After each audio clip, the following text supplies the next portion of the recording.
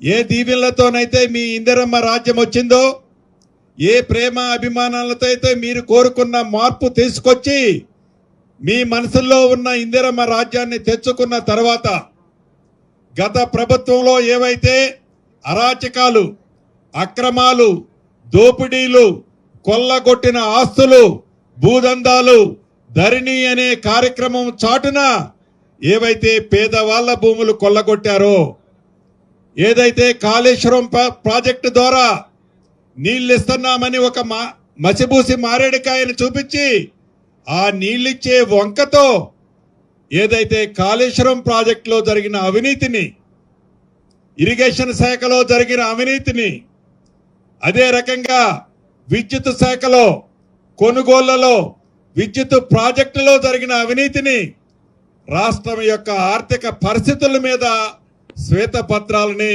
Assembly సాక్షిగా తెలంగాణ ప్రజలకి మీ ఇందిరమ్మ ప్రభుత్వం తెలియజేసిన సంగతి కూడా మీకు తెలియంది కాదు. తెలంగాణ రాష్ట్రంలో ప్రభుత్వం రాకముందు మేము అనుకున్నాం సుమారు ఒక 5 లక్షల కోట్ల అప్పులు చేస్తుంటారేమో గత ప్రభుత్వ పెద్దలు అని. కానీ తీరా లెక్కలు చూస్తే తెలిసింది ఎంత అంటే 7 లక్షల కోట్ల పైగా గత ప్రభుత్వం అప్పులు చేసింది అనేది నగ్న సత్యము అనేది అసెంబ్లీ సాక్షిగా మీ అందరికీ కూడా ఈ ప్రభుత్వం శ్వేతపత్రం ద్వారా మీకు తెలియజేయటం జరిగింది. అంతేకాదు కాళేశ్వరం పేరుతో ఏవైతే 1,00,000 కోట్ల పైగా ఇరిగేషన్ సెక్టర్లో దోచుకున్న సొమ్ముని మన ఇరిగేషన్ శాఖ మంత్రివర్యులు ఉత్తమ కుమార్ రెడ్డి గారు ప్రత్యక్షంగా మీ కళ్ళకి కొట్టొచ్చే విధంగా ఇరిగేషన్ శాఖలో ఏ రకంగా అవినీతి చేశారో కూడా మీకు చూపించారు. డిప్యూటీ చీఫ్ మినిస్టర్ గారు కూడా ఏదైతే ఆర్థిక పరిస్థితులు గత ప్రభుత్వంలో ఏ రకంగా అయితే చివరికి పేదవాడికి CMFR ద్వారా ఇచ్చే చెక్కుల్లో కూడా ఎలా అవినీతి చేశారో మీకు కళ్ళకి కొట్టొచ్చినట్లు ఈ మధ్యనే మీ అందరికీ చూపించడం జరిగింది.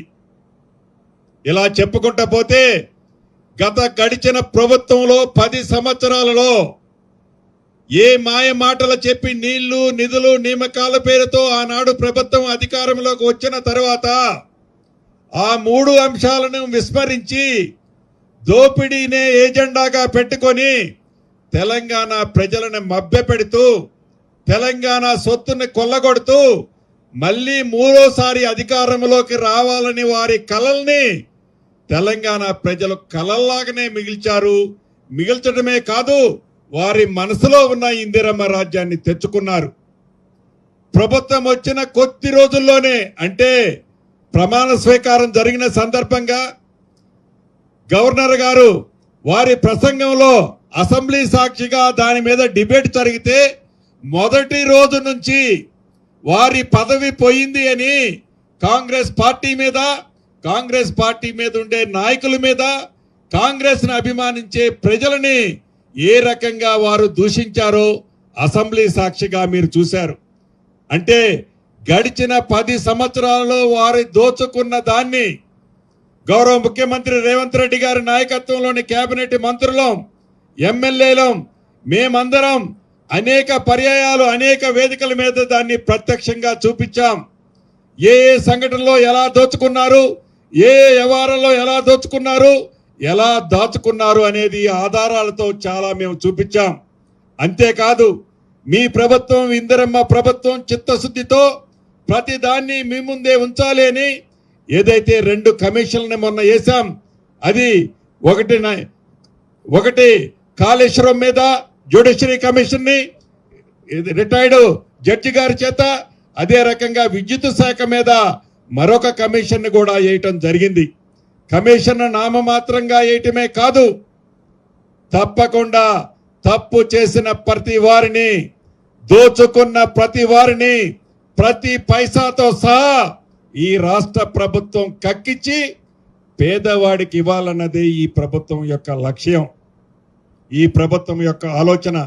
ఆ దిశలోనే ఈ గడిచిన 100 రోజులు కానీ 105 రోజుల్లోనే కానీ మీ దీవెనలతో ఈ ప్రభుత్వం పేదల ప్రభుత్వం, ప్రజల ప్రభుత్వం, ప్రజాపాలన కార్యక్రమాన్ని మీ దగ్గరికి తీసుకొచ్చి మీ నాయకత్వంలో మీ అందుబాటులో ముఖ్యమంత్రి గారితో సహా మంత్రులమైన మేమందరం ఎమ్మెల్యేలం నిత్యము మీకు అందుబాటులో ఉంటూ మీ కష్టాలలో పాలు పంచుకుంటూ నిత్యము మీ సేవలు చేస్తూ ఉన్న ప్రభుత్వం ఈనాడున్న ప్రభుత్వంలో ఉన్న మేమందరం. నిన్న మొన్న చూసాం, మళ్ళీ ఎన్నికలు వచ్చాయనేసరికి వేదిక మీదకి వచ్చింది బీఆర్ఎస్ పార్టీ. బీఆర్ఎస్ పార్టీలో ఉండే మాజీ మంత్రులు, మాజీ ముఖ్యమంత్రి గారు ఏదైతే ఏ రకంగా అవాక్కులు చవాకులు పెడుతున్నారో, కాంగ్రెస్ వచ్చింది కరువు వచ్చింది అంటారు, కాంగ్రెస్ వచ్చింది మంచినీళ్ళు కూడా ఇవ్వలేము అంటున్నారు. వారికి ఈ వేదిక ద్వారా కొన్ని ప్రశ్నలు నేను ఈ వేదిక ద్వారా వారిని అడగదలుచుకున్నాను. కాంగ్రెస్ ప్రభుత్వం అధికారం వచ్చింది డిసెంబర్ 7వ తారీఖు నాడు. మేమందరం ప్రమాణ స్వీకారం చేసింది ఎమ్మెల్యేలుగా డిసెంబర్ 9వ తారీఖు నాడు. అంటే డిసెంబర్ నుంచి ఒక్క వర్షపు చుక్కైనా తెలంగాణ రాష్ట్రంలో పడ్డదా? ఏదైతే ఈనాడు ఆధారాలతో సహా చూపిస్తాం. సెప్టెంబర్ 5వ తారీఖు నాడు ఆనాడు 3 మ్యాన్ కమిటీ ఏదైతే ఒక రిపోర్ట్ ఇచ్చింది, ఆ రిపోర్ట్లో చాలా స్పష్టంగా చెప్పింది, సుమారు 56% ఈ సంవత్సరం వర్షపాతం తక్కువగా పడ్డది రాష్ట్రంలో. అటు గోదావరి పరివాహక ప్రాంతంలో, ఇటు కృష్ణా పరివాహక ప్రాంతంలో ఉండే సుమారు 14 రిజర్వాయర్లలో నీరు చాలా తక్కువగా ఉంది.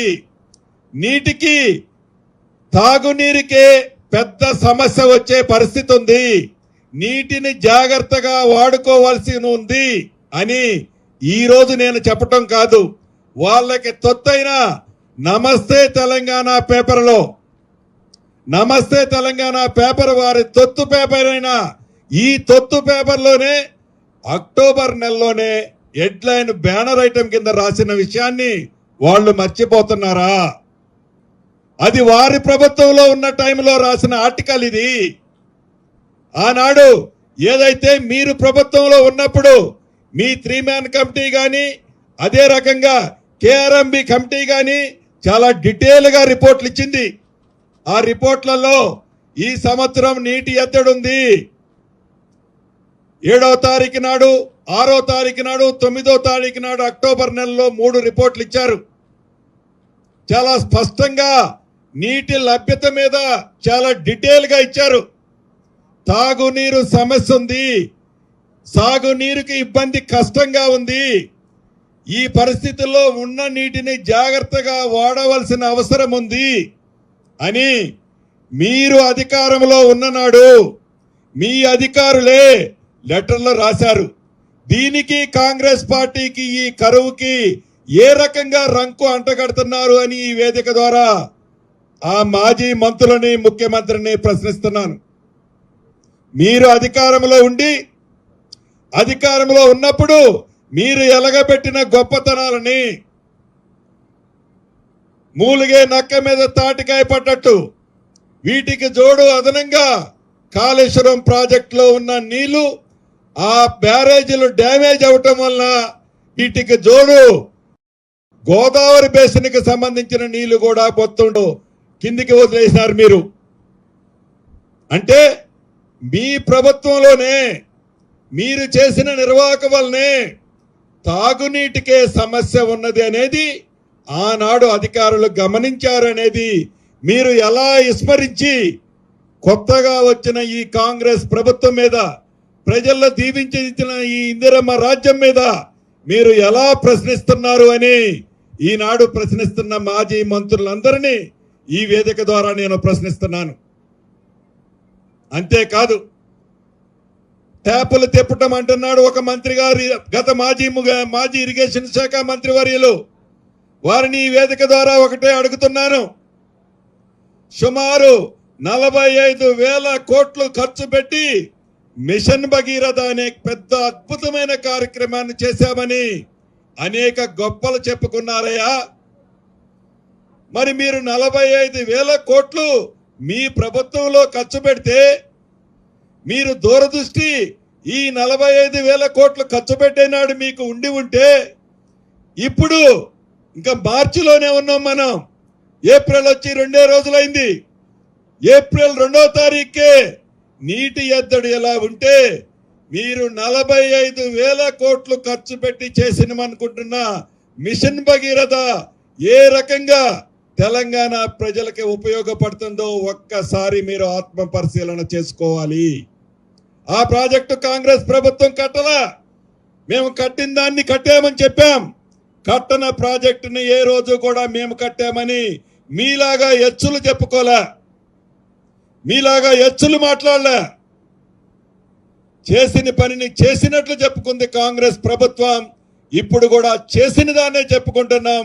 మీరు ఆనాడు గొప్పలు చెప్పిన మిషన్ భగీరథ ఈనాడు గ్రామీణ ప్రాంతంలో సామాన్య ప్రజలకి మంచినీరు ఇవ్వలేని దుస్థితి ఉందంటే మీరు కట్టిన మిషన్ భగీరథలో ఏ రకమైన అవినీతి జరిగిందో, ఎన్ని వేల కోట్ల అవినీతి జరిగిందో ఇలా ఏ మారుమూల గిరిజన ప్రాంతానికి వెళ్ళినా మీరు చేసిన గొప్పతనం స్పష్టంగా ఈనాడు తెలంగాణ ప్రజలకి కనిపిస్తుంది.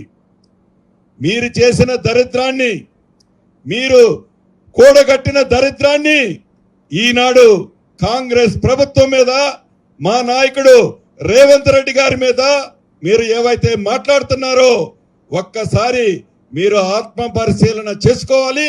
అది మీ విజ్ఞతకే వదిలేస్తున్నామని కూడా ఈ వేదిక ద్వారా వాళ్ళని ప్రశ్నిస్తున్నాను. ఇక పంటలు ఎండుతున్నాయంటున్నారు. ఏనాడైనా మీ ముఖానికి మీరు పరిపాలించిన 10 సంవత్సరాలలో ఎండిన పంటకి 1 ఎకరానికైనా 1 రూపాయి మీరు ఇచ్చారా అని ఈ వేదిక ద్వారా గత ప్రభుత్వంలో ఉన్న పెద్దలను ప్రశ్నిస్తున్నా. అన్నమో రామచంద్ర అన్న రైతన్నని ఏ రోజైనా మీరు ఆదుకున్నారా అని ఈ వేదిక ద్వారా ప్రశ్నిస్తున్నా. ఈనాడు రైతుల పంట ఎండిందని ప్రతి జిల్లాలో, ప్రతి నియోజకవర్గంలో పెద్ద ఎత్తున ఏదో ఆర్భాటంగా మీరు చేయాలని చూస్తున్నారు. ప్రతిదీ రైతన్న గమనిస్తానే ఉన్నాడు. రైతుల చాటున మీరు ఇరిగేషన్ సెక్టార్లో కానీ లేకుంటే మార్కెటింగ్ సెక్టార్లో కానీ చిట్ట చివరికి మా యాదవన్నలకు ఇస్తున్న గొర్రెలతో సహా దోచుకున్న ప్రభుత్వం మీ ప్రభుత్వం తప్ప కాంగ్రెస్ ప్రభుత్వాన్ని కానీ, కాంగ్రెస్ లో ఉండే మా గౌరవ ముఖ్యమంత్రి రేవంత్ రెడ్డి గారిని కానీ, మిగతా మంత్రుల్ని కానీ అనే నైతిక హక్కు మీకు లేదని ఈ వేదిక ద్వారా మిమ్మల్ని మరొక్కసారి ప్రశ్నిస్తున్నా. ఈ ప్రభుత్వానికి చిత్తశుద్ధి ఉంది, ఈ ప్రభుత్వానికి ఆలోచన ఉంది, ఈ ప్రభుత్వానికి దూరదృష్టి ఉంది. ఇచ్చిన 6 గ్యారంటీలనే కాదు, ఇవ్వని అనేక సంక్షేమ కార్యక్రమాలని ఈ ప్రభుత్వం చేయటానికి చిత్తశుద్ధి చేస్తుంది. ఎన్ని అప్పులు చేసినా అప్పులు చేశారు అని కుంటి షాకు ఈ ప్రభుత్వం చూపించే ఉద్దేశం లేనే లేదు. ఈ మధ్య ఒక వేదికలో ఒక మంత్రి అంటున్నాడు, మాజీ మంత్రి అంటున్నాడు, మా ముఖ్యమంత్రి గారు డిసెంబర్ 9వ తారీఖు నాడే రైతన్నలకి 2 లక్షల రుణమాఫీ చేస్తామని. బరాబర్ ఈ రాష్ట్ర ప్రభుత్వం గౌరవ ముఖ్యమంత్రి రేవంత్ రెడ్డి నాయకత్వంలో ఈ ప్రభుత్వం రైతన్నకి ఇస్తున్న 2 లక్షల రూపాయల రుణమాఫీని చేర్చి చూపిస్తుంది.